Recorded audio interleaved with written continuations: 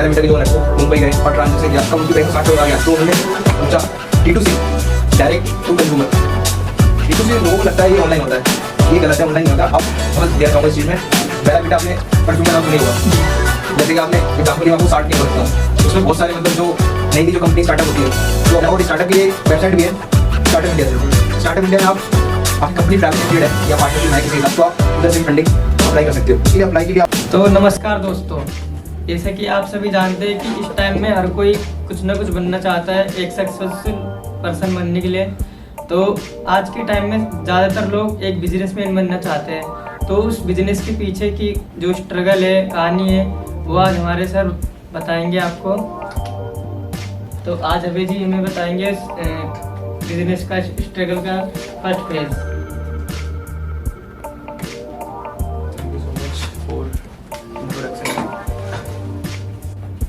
तो सर आपके हिसाब से बिजनेस का फर्स्ट जो फेज है वो क्या है? बिजनेस से पहले आपको मतलब आपने स्टार्टअप सुना होगा, तो बिजनेस से पहले हर एक बड़ी कंपनी वो स्टार्टअप करती है। जैसे कि आपका एप्पल हो गया और Facebook and Amazon and Tata, Reliance, ये सारे मतलब एक स्टार्टअप के जरिए से मतलब अपना बिजनेस इन्होंने ग्रो किया है, जो अभी के टाइम में बहुत अच्छे लेवल पे है। तो स्टार्टअप करने से पहले मतलब स्टार्टअप का यही होता है मतलब क्यों अपने कंपनी को ऑपरेट करने के लिए और मोर एंटरप्रेन्योर के लिए एक स्टार्टअप कंपनी करती है। उससे मतलब बिजनेस धीरे धीरे ग्रो लेवल पे आता रहता है। ये बिजनेस का फर्स्ट स्टेज है। तो सर स्टार्टअप के की कंपोनेंट्स आपके हिसाब से क्या है? की कंपोनेंट्स आपका ये हो सकता है जैसे कि एक स्टार्टअप के लिए आपको सबसे पहले तो एक प्लान चाहिए, जो उस पर आप अप्लाई कर सको, मतलब मार्केटिंग में जो वो है। उसके बाद आपका मतलब मार्केटिंग रिसर्च अच्छी होनी चाहिए, क्योंकि आपसे पहले बहुत सारी कंपनी उस मार्केट में है। और तीसरी आपका हो सकता है फंडिंग। तो मैं कहूँगा नहीं, क्योंकि फंडिंग जरूरी है, बट मैं फंडिंग इसलिए नहीं कहूँगा क्योंकि फंडिंग आपको तभी कोई देगा जब आपकी कंपनी थोड़ी ग्रो कर रही हो, थोड़ी कम पैसे कमा रही हो। क्योंकि ऐसे कोई फंडिंग देता नहीं है, आपकी कंपनी थोड़ी पैसे कमा रही हो तभी कोई दूसरी कंपनी या पार्टनरशिप आना चाहेगा तुम्हारे साथ। तो इसलिए फंडिंग को छोड़ के मैं आपको कहूँगा आपको एक्सपीरियंस लेना चाहिए। एक्सपीरियंस हम दूसरी कंपनी में जाके वर्क कर सकते हैं, अच्छे मतलब जो कंपनी है उनमें जॉब करके। तो उससे आपको थोड़ी नॉलेज मिलेगी कैसे आपको अपने एक स्टार्टअप के लिए आइडिया चाहिए। तो यहाँ से आपको अच्छी खासी आइडिया मिल सकता है। ये कुछ की पॉइंट्स है मेरे हिसाब से। सो हम ऐसा क्या करें कि इन्वेस्टर में फंडिंग करें हमारी कंपनी में? आपको इन्वेस्टिंग के लिए पहले अपनी कंपनी बनाई है उस कंपनी को थोड़ा परफॉर्मेंस अच्छी करनी पड़ेगी आपको, क्योंकि आपको फंडिंग चाहिए।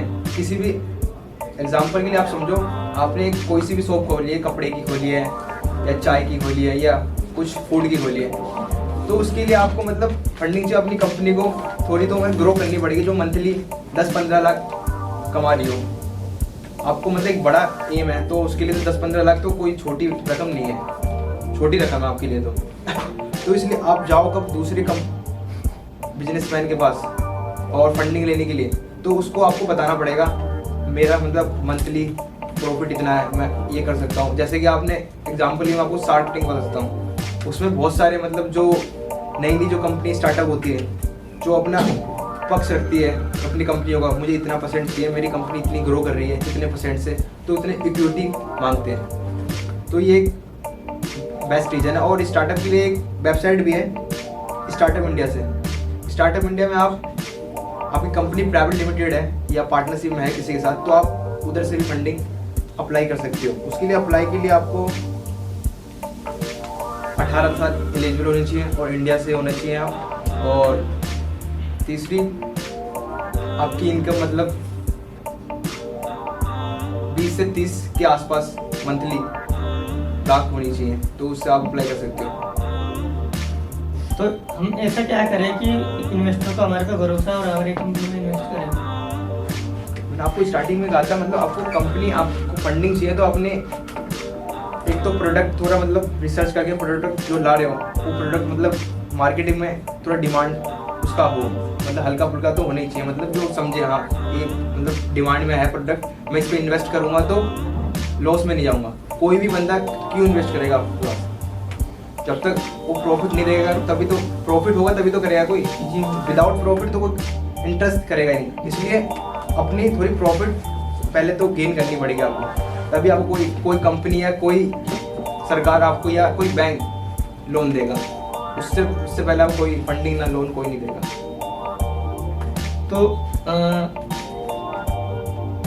फंडिंग के लिए कॉमन ऑप्शंस क्या क्या है? कॉमन ऑप्शन आपके लिए है, देखो बैंक भी दे देती है, और स्टार्टअप इंडिया जो मैंने बताया आपको, जो सरकार के द्वारा लाई गई स्कीम है, और तीसरी आपका कंपनी और पार्टनरशिप, इन 4 जगह से आपको इजीली फंडिंग मिल सकती है। तो जो स्टार्टअप इंडिया है उसके सर हम एक प्रोडक्ट लॉन्च करना चाहते हैं, तो उसके लिए हम एक मार्केट रिसर्च कैसे करें?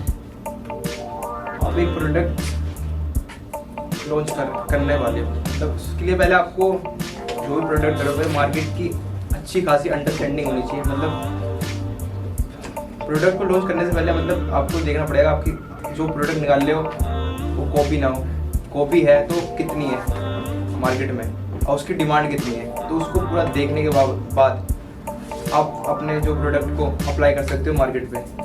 और ये करना है आपको ज़्यादा बड़े लेवल पे करने की ज़रूरत नहीं है, क्योंकि आपका प्रोडक्ट नया प्रोडक्ट है, ज़्यादा लेवल करोगे ज़्यादा पैसा लगेगा। तो इसलिए आपको पहले अपने जो D2C direct to consumer, D2C लोगों को लगता है ये ऑनलाइन होता है, ये गलत है, ऑनलाइन नहीं होता। आप एक बाजार से भी अपने प्रोडक्ट को डायरेक्ट कंज्यूमर को पहुंचा सकते हो।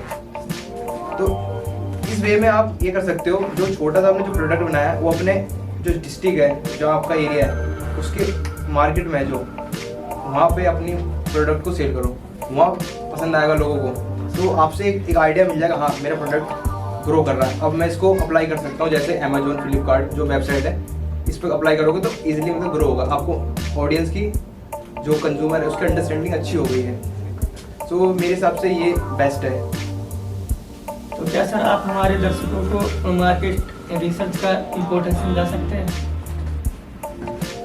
सकते हैं। मार्केटिंग रिसर्च इसलिए इम्पोर्टेंट है क्योंकि आप एक आप नए एंटरप्रेन्योर नहीं हो जो उतरे हो मार्केट में, आपसे पहले बहुत सारे आए हैं, अब बहुत सारे आएंगे भी, अब बहुत सारे हैं, तो उससे पहले आपको रिसर्च करना पड़ेगा ना, वो बंदे कितने ग्रो कर रहे हैं, किस लेवल पे कर रहे हैं, मुझे कितना इफेक्ट डालना पड़ेगा जो मेरी प्रोडक्ट अच्छे खासा ग्रो करे या मैं प्रॉफिट करूँ। आपका ये माइंडसेट है, बस मैंने प्रोडक्ट लॉन्च किया, 1-2 साल किया, उसमें कुछ प्रॉफिट नहीं मिला तो मैंने उसको स्किप कर दिया, तो इस माइंडसेट से आप एक बिजनेस नहीं बना सकते। अब उसके लिए आपको अच्छा रिसर्च करना पड़ेगा, थोड़ा टाइम देना पड़ेगा, और मार्केटिंग की अच्छी खासी मैंने पहले बोला आपको नॉलेज होनी चाहिए। और तो हम एक अच्छी मार्केट स्ट्रेटजी कैसे बना सकते हैं? एक मार्केट स्ट्रेटजी हम इस तरह से बना सकते हैं, हमें अपनी जो आसपास की जो ऑडियंस है उसको समझना पड़ेगा। उसके बाद आपको अपनी मार्केट मतलब जो एडवर्टाइजमेंट के द्वारा अपने प्रोडक्ट को लोगों के पास दिखाना पड़ेगा, जिससे ऑडियंस आपके पास आए, और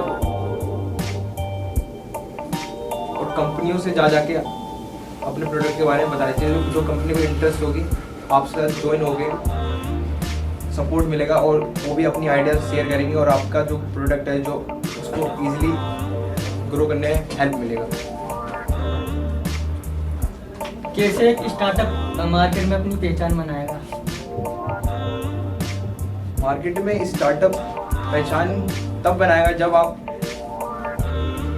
प्रॉफिट कुछ बढ़िया कर रहे हो, जो आप प्रोडक्ट लाए हो, किसी दूसरी कंपनी को या दूसरे बिजनेसमैन को लगे हाँ ये जो बंदा लाया है इसकी जो प्रोडक्ट है वो डिमांड में है, जो लोग प्रेफर कर रहे हैं लेने के लिए, तो मैं तब दूसरा कोई आपके स्टार्टअप में दिलचस्पी दिखाएगा और आपको बोलेगा मैं आपको फंडिंग दे सकता हूँ, आप मेरी कंपनी में ज्वाइन हो सकते हो। जैसे कि मैं एग्जांपल देना चाहूँगा इस चीज़ में, बेला वीटा आपने परफ्यूम का नाम सुना ही होगा जी। कभी इन्होंने स्टार्टिंग कब किया था, मतलब इनकी इनकम सालाना, मतलब इनकी सालाना नहीं मंथली 2 से 3 करोड़ रुपए हो रही थी प्रॉफिट, और इनको ऑफर आया एक अनंत इंडस्ट्री ऐसी नाम से है, उन्होंने इन्हें ऑफर किया 60 करोड़ का। तो इन्होंने ज़्यादा ना सोच के, मतलब अपने पापा से भी इन्होंने बात किया, उन्होंने सोचा मजाक कर रहेगा, इतना कौन पैसे देगा तुझे।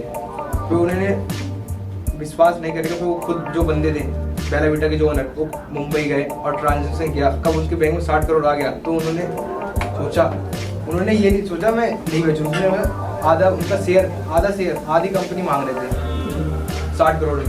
तो उन्होंने सोचा मैं 60 करोड़ दे सकता हूँ, इससे मेरी जो बेसिक बोन है वो मजबूत हो जाएगी, और इनका जो बिजनेस आइडिया है बहुत बड़ा है, मतलब इंजीनियर, मतलब इनकी कंपनी है जो बहुत हाई लेवल पे है, उससे मेरी जो कंपनी है और ग्रो होगी। तो एग्जाम्पल से समझ सकते हो आप, पहले आपको प्रोडक्ट को मतलब बताना पड़ेगा, एग्जाम्पल देना पड़ेगा, मतलब फेमस थोड़ा करना पड़ेगा जो पब्लिक डिमांड में। एक स्टार्टअप को आमतौर पर कौन सी समस्याओं से गुजरना पड़ता है? एक स्टार्टअप को समस्या प्रॉब्लम ये हो सकती है, एक तो उनकी आइडिया है वो उनकी आइडिया जो ज़्यादा कॉपी ना हो, जो मार्केट में पहले से चल रही हो। अब कॉपी है तो उसे अप्लाई कैसे कर रहे हो अपने प्रोडक्ट को लेके। और तीसरा फंडिंग, मतलब बहुत सारे लोगों को आइडिया होता है तो फंडिंग नहीं मिल पाती, क्यों इसलिए नहीं मिलती, उनकी आइडिया जो स्ट्रॉन्ग नहीं हो पाते। तो स्ट्रॉन्ग के लिए आपको पहले मार्केट रिसर्च करना पड़ेगा और थोड़ी एक्सपीरियंस लेना पड़ेगा दूसरी बड़ी कंपनियों से। तो आप स्टार्टअप में विफलता और बाधाओं का सामना कैसे करते हैं? डिपेंड करता है आपका, आपने कौन सा प्रोडक्ट खोला है या आप क्या करना चाहते हो लाइफ में, मतलब कितना बड़ा धंधा करना चाहते हो और आपका माइंडसेट क्या है। आपका छोटा माइंडसेट है तो आप ज़्यादा दिन तक मार्केट में नहीं रह सकते, क्योंकि आपसे बड़े बड़े जो धंधा करने वाले लोग मार्केट में है, तो इसलिए आप मार्केट में नए हो तो आपको थोड़ा टाइम तो देना पड़ेगा। इसलिए टाइम देना पड़ेगा क्योंकि आपको मार्केटिंग को समझना पड़ेगा, क्योंकि आपसे पहले मैंने बताया जैसे 100-200 कंपनी बहुत है जो आपकी तरह ही प्रोडक्ट बना रही है, तो आपका प्रोडक्ट कोई क्यों लेना चाहेगा जब तक कोई उसमें बढ़िया चीज़ ना मिले, कुछ अच्छा ना मिले।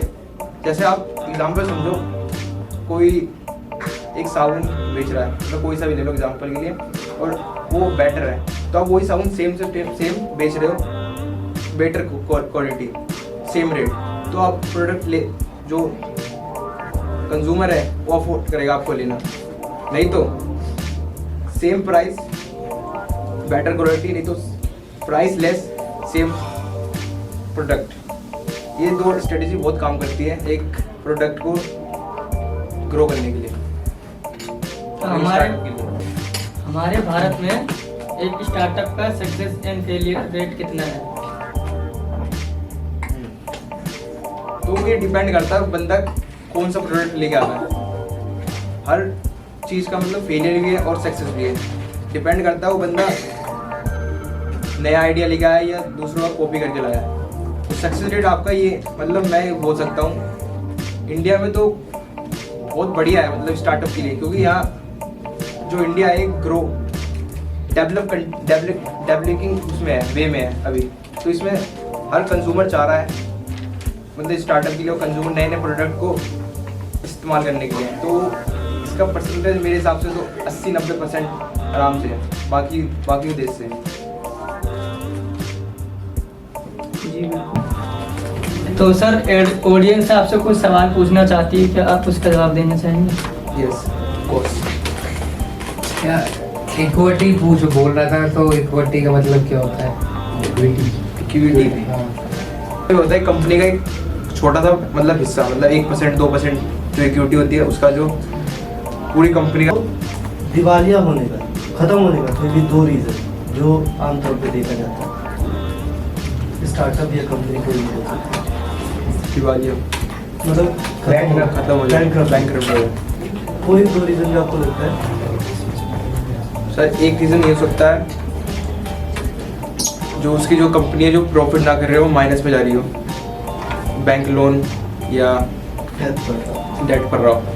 दूसरा रीज़न आपका ये हो सकता है मार्केटिंग डिमांड ना लेना, मार्केट में जो है बड़े आगे धन्यवाद सर आपका।